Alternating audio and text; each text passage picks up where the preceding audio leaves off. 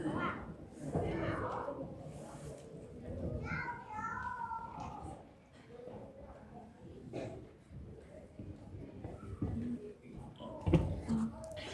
우리에게 주신 하나님 말씀, 오늘의 34장 16절 말씀입니다.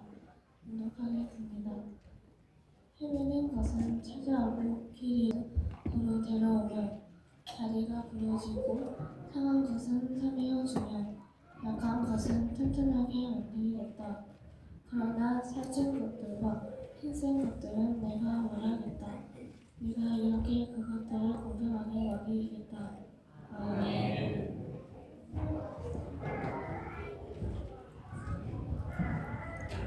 하나님 말씀 나누겠습니다. 오늘 우리는 3.1절 107주년을 기념하는 3.1절 기념 예배로 함께 예배하고 있습니다. 그리고 또 부활절을 준비하는 사순절의 걸음 속에서 함께 예배하고 있죠.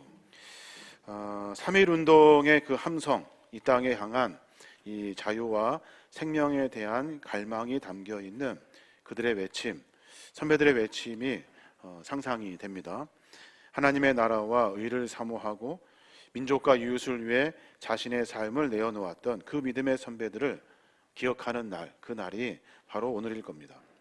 또 사순절을 보내고 있는데 주님이 부활하시는 그 기간까지 우리 신앙의 삶을 계속해서 정비하고 있습니다.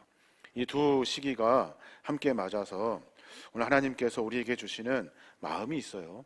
그 마음이 뭐냐면 나라를 사랑했던 뜨거운 마음, 그 마음을 이제는 잃어버린 한 영혼을 향한 복음의 마음으로, 또 부활주의를 준비하면서 우리의 신앙의 삶을 고쳐내고 정비내어서 우리가 무엇을 하며 삶을 살아야 하는가, 그 이야기를 오늘 함께 나누려고 합니다.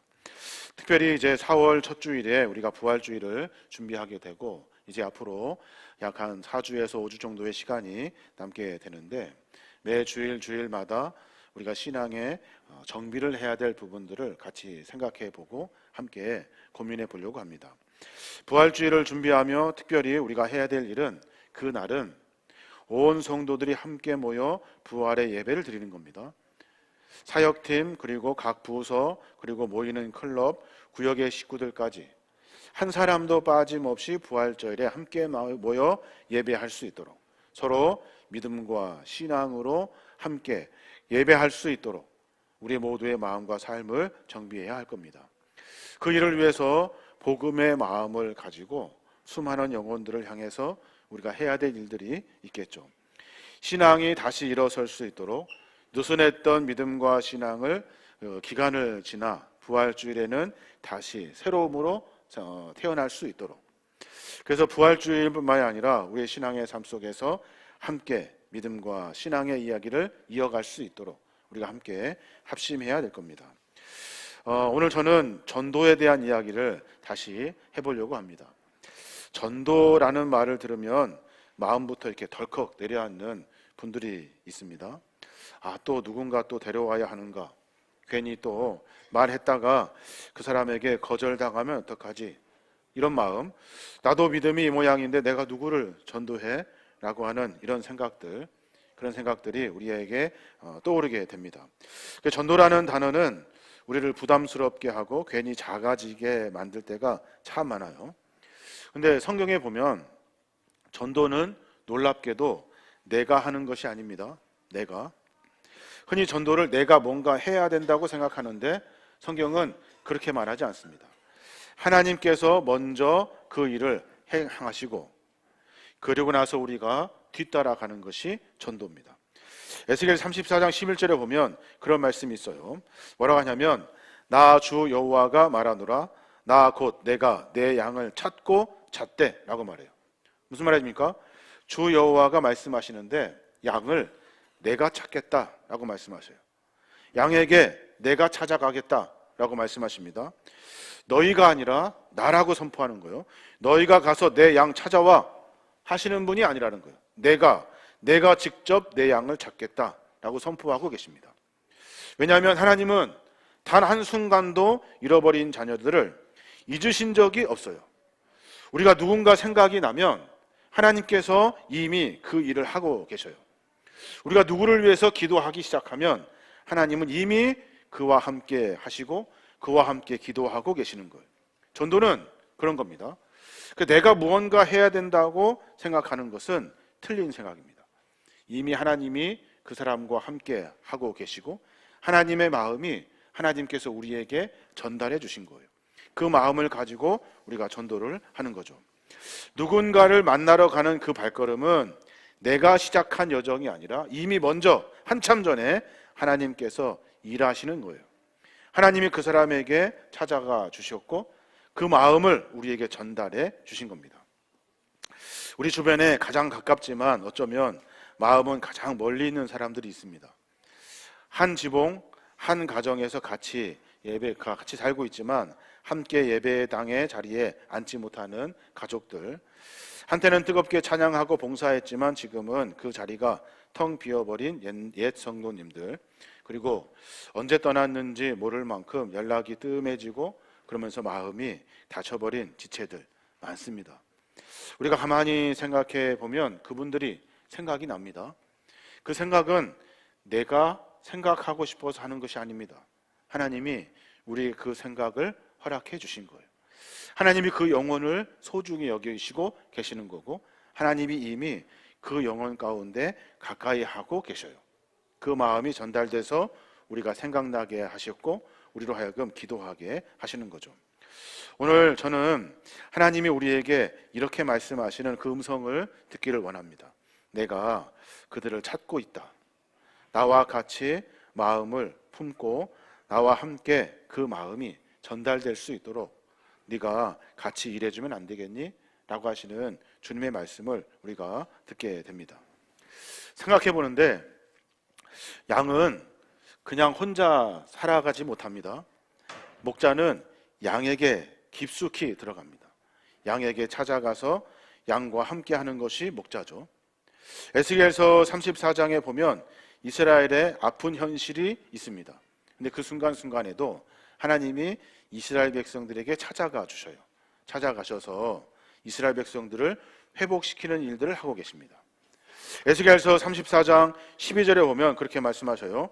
목자가 자기 양 가운데 있는 날에 그 흩어진 양을 찾는 것 같이 내가 내 양을 찾아서 캄캄한 날에 흩어진 모든 곳에서 그것들을 건져낼 것이다 라고 말씀하셔요. 무슨 말입니까? 목자가 자기 스스로 살 수 없다는 거예요. 목자가 있으면 하나님이 목자 가운데 깊숙이 들어가신대요. 우리가 들어가는 것이 아니라 하나님이 그 목자 가운데 들어가신다 하는 겁니다. 갑작스럽게 병에 걸려가지고 믿음이 흔들리는 사람들이 있습니다. 또 경제적으로 어려움이 있어서 마음의 여유가 사라진 분들도 계십니다. 또 교회 안에 생각해 보면 여러 상처 때문에 발길을 끄는 사람들도 있습니다. 또는 죄의 무게에 짓눌려서 내가 무슨 낯으로 신앙생활하는가 하며 주저앉은 사람들이 있습니다. 그 사람들을 그냥 혼자 내버려 두면 다시는 일어설 수 없습니다. 교회 문을 열고 들어올 용기를 내기가 참 어렵습니다. 주님께서 우리에게 그분들이 생각나게 하신다면 이미 주님께서는 그들과 함께 그들의 마음과 함께 하고 계시는 거죠. 그래서 우리는 하나님의 그 마음을 전달하는 통로가 되어야 하는 겁니다. 통로가 되어서 주님의 마음을 전하는 것, 그게 우리가 해야 될 일들입니다. 이제 4월에 부활절을 맞이하게 되는데 여러분 마음 가운데 이 전도의 마음을 품었으면 좋겠습니다. 생각나는 분들이 있으면 우리가 신앙 안에서 그 믿음을 전할 수 있도록, 사랑을 전할 수 있도록 우리가 용기 내어야 하는 거죠. 우리는 쉽게 걱정스러운 마음으로 그들에게 이렇게 대화할 때가 있습니다. 너무 쉽게 요즘 왜 교회 안 나와? 이렇게 말하기도 하고, 신앙생활 잘하던 사람이 왜 그래? 이렇게 혼내기도 하고, 집사님이 그러면 돼? 라고 이렇게 질책하기도 합니다. 그런데 우리가 말할 때 그냥 말하는 것이 아닙니다. 내가 말하는 것이 아니라 하나님의 마음으로 말해 주어야 합니다. 이게 가장 중요하죠. 여러 일들 속에서 마음 가운데 무거움들이 있습니다. 그래서 조심하게 신중하게 말하고 그들과의 대화를 이어가야 하는 거죠. 그래서 전도의 말은 굉장히 중요합니다. 왜 교회 안 나와? 이렇게 질책하는 것이 아니라 문득 집사님이 생각이 났습니다. 이 생각은 내가 한 생각이 아니라 하나님이 생각나게 하셨습니다 라고 하는 이 고백의 마음들, 언제까지 그럴 거야? 라고 하는 이 혼내는 말보다는 집사님 다시 함께 예배 드립시다, 우리 그 날을 소망합니다 라고 말하는 것, 그것이 가장 중요할 겁니다. 전도는 내가 하는 것 아닙니다. 전도는 하나님이 하고 계셔요. 전도는 내 마음을 전하는 것 아닙니다. 전도는 하나님의 마음을 전하는 겁니다. 그래서 늘 언제나 신중한 마음과 신중한 언어, 신중한 태도로 삶을 살아야 하는 거죠. 생각해 봤습니다. 어떤 전도가 제일 힘들까 생각해 보니까 몇 가지가 생각이 납니다. 그 하나는 가족을 전도하기가 참 어려울 것 같아요. 가족을 전도하기가. 가족 전도가 왜 이렇게 힘들까요? 많은 분들 여러 고민들을 털어놓습니다. 밖에 나가서는 누구에게나 그냥 쉽게 복음을 전할 수 있는데 집에만 오면 입이 잘 안 떨어져요. 왜냐하면 가족들이 내 단점을 속속들이 압니다. 무슨 말만 하면 너나 잘해 라고 쏴붙이기도 하고 서로 여러 논쟁 속에서 이렇게 대화하기도 합니다. 가장 사랑하지만 복음을 전하기 가장 어려운 사람들, 그 사람들이 가족이 아닌가라는 생각을 해보게 됩니다. 그래서 하나님께서는요, 가족 전도를 위해서 특별한 방법을 우리에게 허락해 주셨어요. 그 방법이 뭔지 아십니까? 그 방법은 삶으로 이야기해요 라는 방법입니다. 삶으로 이야기해요. 말로 안 됩니다. 논쟁으로 안 됩니다. 삶으로 이야기할 수 있어야 합니다. 전에 사역했을 때 그때 권사님의 이야기가 생각이 납니다. 권사님이 교회 다니지 않는 아들이 계셨어요. 무신론자인데 매일같이 아들을 위해서 권사님이 기도합니다. 아들아, 예수님 믿어야지 말해요. 주일날 같이 교회 가자 말합니다. 그때마다 그 아들이 엄마, 나는 안 믿어요. 나는 과학을 믿지 예수 안 믿어요. 종교는 약한 사람들, 그런 사람들이 믿는 거예요 라고 어머니에게 이렇게 면박을 주었던 그 아들입니다. 세월이 흘러가지고 어머니가 세상을 먼저 떠나게 되죠. 장례를 제가 치르고 그리고 나서 그 아들이 유품을 이렇게 정리를 합니다. 그때 어머니의 그 성경책, 손때 묻은 낡은 성경책을 발견해요. 그리고 성경책의 책장을, 그 너덜너덜해진 책장을 넘기기 시작합니다. 거기에 보니까 어머님의 눈물 자국으로 글씨가 번져 있는데 그런 것들이 참 많아요. 성경을 펼쳐본 아들이 깜짝 놀랍니다. 성경 곳곳에 자기 이름이 적혀져 있어요. 자기 이름이. 하나님, 우리 아들 구원해 주세요. 우리 아들 주님께 돌아오게 해 주세요. 우리 아들 포기하지 말아 주세요. 이런 자기 이름과 그 기도문이 적혀 있어요.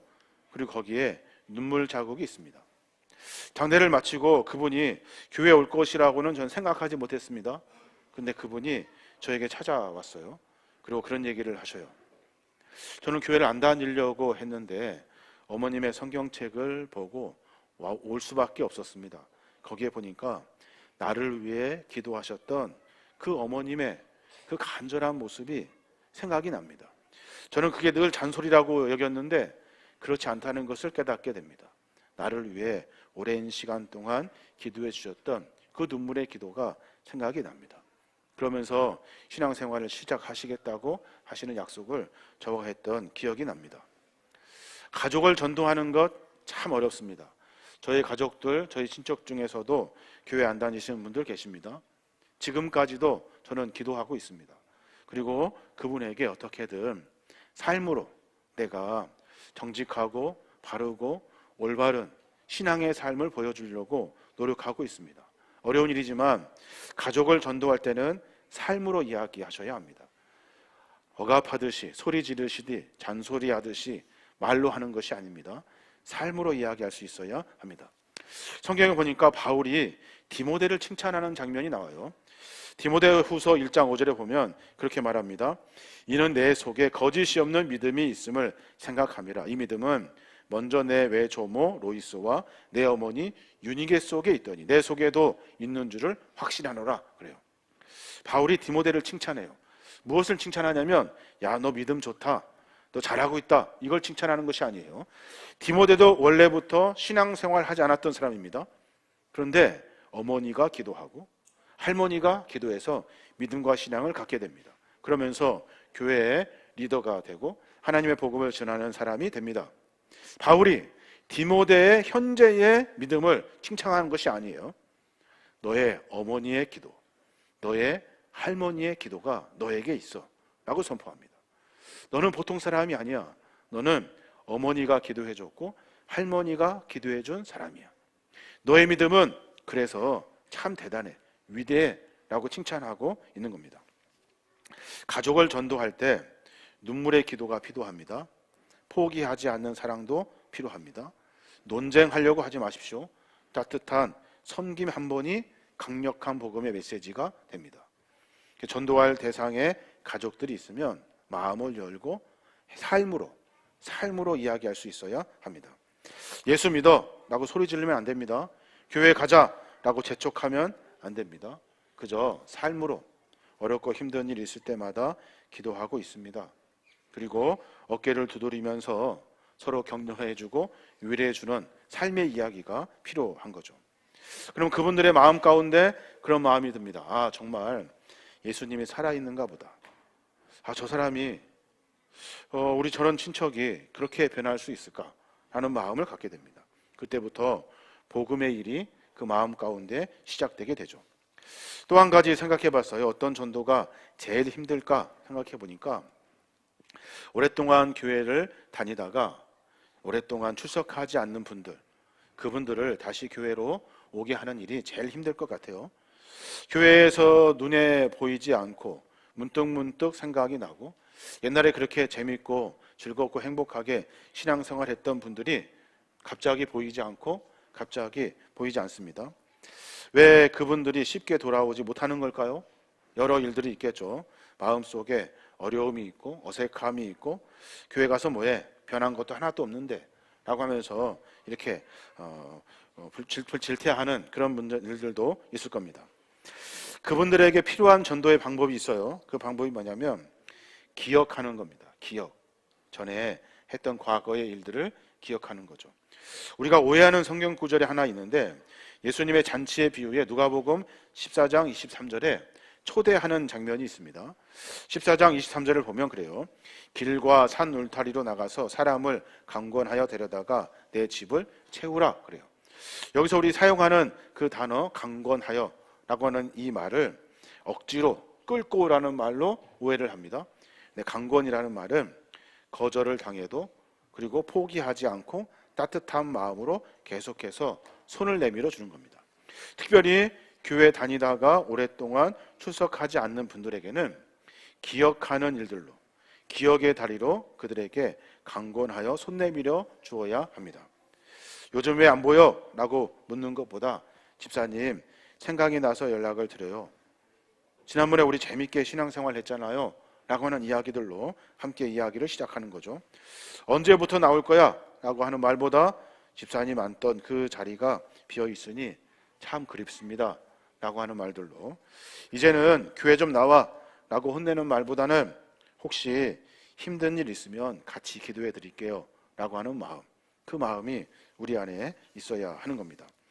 그래서 오랫동안 교회에 나오지 않는, 출석하지 않는 분들에게 복음을 전할 때는 기억의 다리를 가지고 복음을 전해야 합니다. 전에 있었던 즐겁고 행복하는 일들을 통해서 내가 함께 신앙생활 다시 하자고 라고 하는 격려의 말을 전해 주어야 하는 거죠. 저는 오늘 에스겔서의 말씀이 참 은혜가 됩니다. 전도에 대한 부담감을 가지고 있었는데 그 말씀은 저에게 참 위로가 돼요. 에스겔서 34장 16절의 말씀을 다시 보면 그 잃어버린 자를 내가 찾으며 쫓기는 자를 내가 돌아오게 하며 상한 자를 내가 싸매 주며 병든 자를 내가 강하게 하려니와 그래요. 내가 해야 될 일이라고 생각했는데 사실은 주님이 하실 일이 전도더라고요. 주님이 이미 찾아서 그리고 그들을 싸매어 주고 고쳐 주시고 회복시켜 주시려고 이미 일하고 계신 거예요. 내가 그 사랑을 하고 있다. 너는 내 사랑을 좀 전해주면 안 되겠니? 라고 하시는 것이 주님의 음성입니다. 몇 가지 해야 될 일들이 있습니다. 하나는 그 사람이 생각나도록 주님의 마음을 한 번쯤 고민해 보는 겁니다. 하나님의 마음으로 전도하고 싶어요. 하나님이 생각날 수 있도록, 하나님이 나에게 그 이름이 생각날 수 있도록 하나님 도와주십시오 라고 기도할 때 하나님의 마음이 우리에게 전달이 됩니다. 그러면 생각나는 사람을 위해서 여러분 기도해 주시면 돼요. 또 하나는 생각나는 분들이 계시다면 안부를 전하는 거죠. 어렵지만 문득 내 생각이 나서 연락을 해 라든지, 집사님 갑자기 생각나서 기도해 드리고 싶어요 라든지, 만나고 싶어요 라고 하든지 한 번쯤 작은 안부를 전하는 겁니다. 그때 하나님의 은혜가 일어나게 됩니다. 또 거절받을 수 있습니다. 내가 무슨 교회를 다 안 갈 거야 라고 할 수 있습니다. 근데 우리가 중요하게 생각해야 될 부분이 있습니다. 끝까지 기다려주는 겁니다. 끝까지. 내 그럴 줄 알았어 라고 하는 것이 아니라 끝까지 기다려주는 거죠. 그게 우리가 해야 될 일들입니다. 오늘 저는 말씀을 준비하면서 그런 생각을 해보게 됩니다. 하나님은 이미 우리보다 먼저 일하시고 계십니다. 우리가 무엇을 해서 전도하는 것이 아니라 하나님의 마음을 우리가 알고 깨닫는 거죠. 하나님, 주님의 마음으로 전도할 대상들이 생각날 수 있도록 하나님 내 마음을 움직여 주십시오. 무엇을 해서 이루는 것이 아니라 그 마음에 순종하며 하루하루 살아갈 때, 그때 놀라운 일들이 우리 안에 일어나게 됩니다. 전도는 내 힘, 내 열심, 내 부담으로 하는 것이 아닙니다. 하나님 나라의 사랑과 공의, 예수 그리스도의 십자가의 부활의 능력을 믿고 주님의 마음을 신뢰할 때, 그때 전도의 마음이 시작됩니다. 오늘날 한국교회 성도들은 나만 신앙생활하면 된다고 생각합니다. 그냥 잠깐 예배에 왔다가 가면 되지, 그것이 다라고 생각합니다. 그런데 주님이 우리에게 찾아와 주시고 주님이 우리에게 믿음 갖게 하신 이유는 너 혼자 신앙생활해라 하는 것이 아닙니다. 나를 통해서, 우리를 통해서 하나님의 마음이 전달되기를 원하시는 그 마음 때문에 우리에게 찾아와 주시고 우리에게 믿음을 허락해 주신 거예요. 그 마음을 알 때 우리가 하나님의 마음으로 삶을 살아가게 되는 거죠. 한 달간 그런 고민을 해보십시오. 내가 복음을 전할 대상이 누구인가 생각해 보시고, 그리고 생각이 나거든 여러분 전도할 수 있도록 용기를 내주시기 바랍니다. 그 신앙의 삶을 통해서 하나님의 은혜를 누리게 될 겁니다. 우리 모두가 다 그런 삶으로 부활주일 때까지, 아니 남은 여생 가운데 주님의 사명을 충실히 감당하는 우리 모두가 되시길 주님의 이름으로 축복합니다. 아멘.